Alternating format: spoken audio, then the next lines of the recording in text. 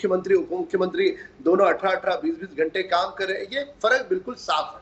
पर यहाँ पे कांग्रेस के प्रवक्ता को और आनंद दुबे जी को मैं कहना चाहता हूँ कि मान लिया चलो सांसद विधायक कैसे फूटे क्या फूटे, हर एक के मन में अलग अलग विचार होंगे, पर क्या किसी व्यक्ति के घर के नौकर चाकर जिन्होंने बाला साहब की सेवा की, वो सेवक वो उद्धव ठाकरे जी को क्यों छोड़ के चला गया? उनका सगा खून का भाई रिश्तेदार वो क्यों छोड़ के चला गया? उनके स्वर्गीय भाई की पत्नी, भाभी जी, उनका पूरा परिवार राम कदम जी क्यों छोड़ के चला गया? ना एक मिनट, यहाँ पर फैमिली की बात करेंगे। अंजना जी, ना मैं वैसे नहीं बोल रहा हूँ। केवल 10 सेकंड देना, केवल 10 सेकंड देना, अन्यथा मेरी बात को आप अलग चलोगे। मेरा बोलने का मतलब यह है, जब नौकर चाकर से लेके रिश्तेदारों से लेके विधायक, सांसद, मंत्री सारे लोग छोड़ चले जाते हैं, उसके बाद तो चिंतन की आवश्यकता है। इस बात को स्वीकार करो। हमेशा भाजपा ऐसे आप ठीक है, दुबे जी इसका जवाब दीजिएगा। साहिल से मुझे एक कमेंट जल्दी से लेना है। साहिल, ये जो विप जारी नहीं होगा डिस्क्वालिफिकेशन का उनके विधायकों के, उद्धव ठाकरे गुट के लिए, जिसका आप पहले भी जिक्र करते, एक बार फिर से हमारे दर्शकों को 2-3 लाइन में जरा समझा दीजिए। बजट पर इसका क्या असर होगा? जो वित्त विधेयक आएगा उस पर क्या फॉल आउट हो सकता है?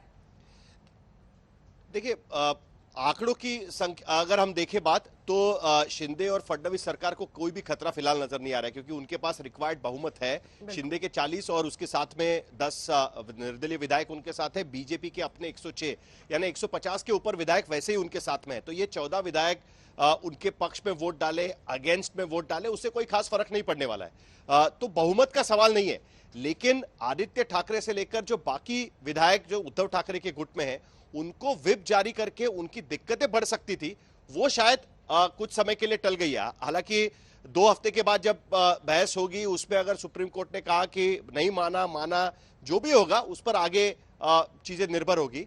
लेकिन कुल मिलाकर कम से कम बजट सेशन में आदित्य ठाकरे और बाकी जो उद्धव ठाकरे गुट के विधायक है, उन पर ये दबाव नहीं होगा कि वो किसी पक्ष पे वोट डाले, क्योंकि तब तक उनके खिलाफ व्हिप नहीं होगा। हालांकि बाकी कोई बनी बिल हो या बाकी सारी चीजें हो, उस पर कोई असर पड़ेगा ये कोई स्थिति नहीं है, क्योंकि संख्या पूरी तरीके से शिंदे और फडणवीस उनके पक्ष में है।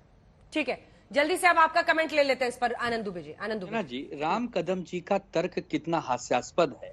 अरे भाई, हमारे भारत में हमने देखा है लोकतंत्र में चाचा भतीजे के सामने चुनाव लड़ते हैं, भाई भाई का नहीं जमता है। अब बताइए, कह रहे हैं कि उनको लोग के, उनके परिवार के लोग, उनके नौकर चाकर छोड़ के जा रहे हैं। अरे ऐसे तो लाखों उदाहरण है। अब चूंकि मैं उस लेवल पे जाके उदाहरण नहीं देना चाहता हूं, नहीं तो ऐसे सैकड़ों उदाहरण में भारतीय जनता पार्टी के नेताओं के घर में क्या हो रहा है ना, उसका भी दे सकता हूं। लेकिन आज का ये मुद्दा नहीं है, आज का ये मुद्दा नहीं है। लेकिन इनसे कहिए कि तर्क दें, कम से कम उचित हो तर्क।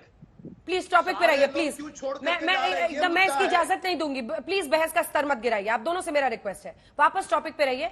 और मिस्टर दुबे, आपसे मेरा यही प्रश्न है कि देखिए, अब तो ये आर पार की लड़ाई है आपके लिए। अब तो आर पार की लड़ाई है।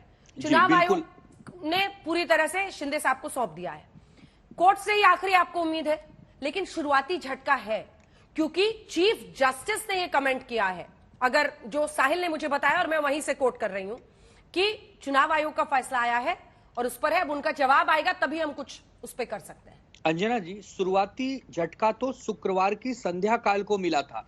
आज तो थोड़ा सा राहत मिला है, आज थोड़ा सा मलहम लगा है हमारे जख्म पर, क्योंकि आदरणीय सुप्रीम कोर्ट ने इस बात को स्वीकारा कि नहीं, आइए हम आपकी बात सुनते हैं। यही बहुत बड़ी राहत है। नहीं तो किसके पास जाते? चुनाव आयोग तो कह रहा है कि हम स्वायत्त संस्था है, हमने जो निर्णय दे दिया वो पूरी दुनिया में अंतिम निर्णय होगा। लेकिन शुक्रिया अदा करता हूं सुप्रीम कोर्ट का, जिन्होंने ठीक है थोड़ी ही राहत सही, लेकिन एक शुरुआत कर दी है। और पूर्ण उम्मीद है कि जब ये 15 दिनों में इस कागज पत्र जमा होंगे और सुप्रीम कोर्ट को इस संज्ञान होगा कि कहां न्याय है कहां अन्याय है, तो अपने विवेक और बुद्धि से फैसला देंगे, वो उचित न्याय करेंगे और उस समय हम उस न्याय को मानेंगे। लेकिन हमें उम्मीद है कि सत्य की जीत होगी और असत्य पराजित होगा, और यही हम चाहते थे और यही देश की जनता चाहती है।